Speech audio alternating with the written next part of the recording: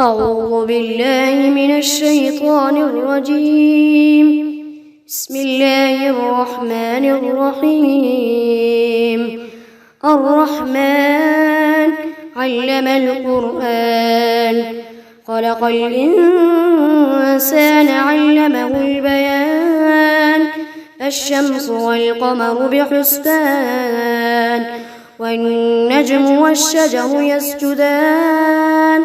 والسماء رفعها ووضع الميزان، ألا تطغوا في الميزان، فأقيموا الوزن بالقسط ولا تخسروا الميزان. والأرض وضعها للأنام، فيها فاكهة والنخل ذات الأكمام، والحب ذو العصف والريحان. فبأي آلاء ربكما تكذبان؟ خلق الإنسان من صلصال كالفخار، وخلق الجان من مارج من نار. فبأي آلاء ربكما تكذبان؟ رب المشرقين ورب المغربين. فبأي آلاء ربكما تكذبان؟ مرج البحرين يلتقيان، بينهما برزخ لا يبغيان. فبأي آلاء ربكما تكذبان؟ يخرج منهما اللؤلؤ والمرجان. فبأي آلاء ربكما تكذبان؟ وله الجوار المنشآت في البحر كالأعلام. فبأي آلاء ربكما تكذبان؟ كل من عليها فان، ويبقى وجه ربك ذو الجلال والإكرام. فبأي آلاء ربكما تكذبان؟ يسأله من في السماوات والأرض، كل يوم هو في شأن. فبأي آلاء ربكما تكذبان؟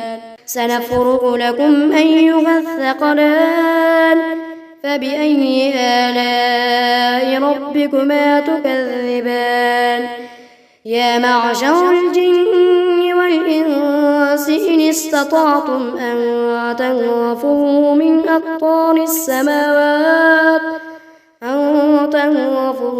أقطار السماوات والأرض فانفذوا، لا تنفذون إلا بسلطان.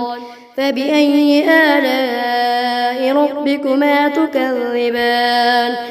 يرسل عليكما شواظ من نار ونحاس فلا تنتصران. فبأي آلاء ربكما تكذبان؟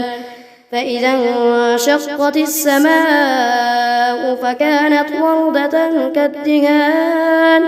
فبأي آلاء ربكما تكذبان؟ فيومئذ لا يسأل عن ذنبه إنس ولا جان.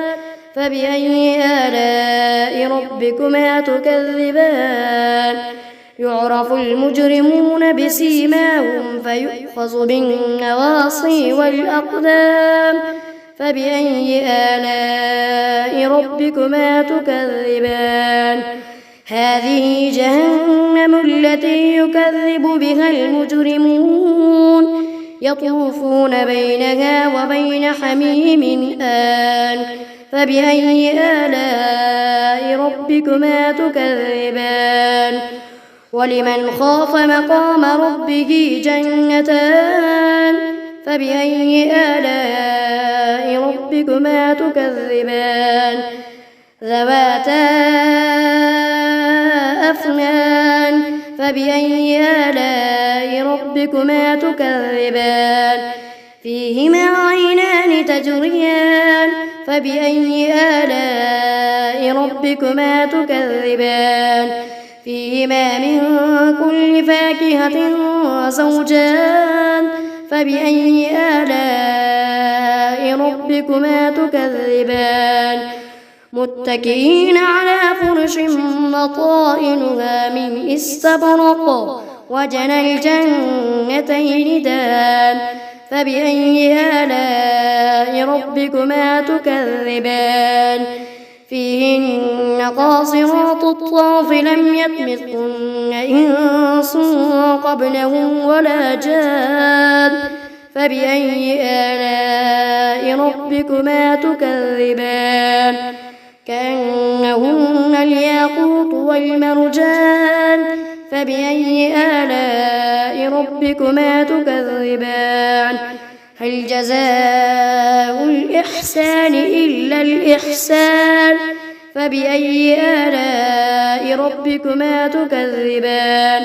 ومن دونهما جنتان فبأي آلاء ربكما تكذبان مدهامتان فبأي آلاء ربكما تكذبان فيهما عينان نضاختان فبأي آلاء ربكما تكذبان فيهما فاكهة ونخل ورمان فبأي آلاء ربكما تكذبان فيهن خيرات حسان فبأي آلاء ربكما تكذبان حور مقصورات في الخيام فبأي آلاء ربكما تكذبان لم يطمثهن إنس قبلهم ولا جان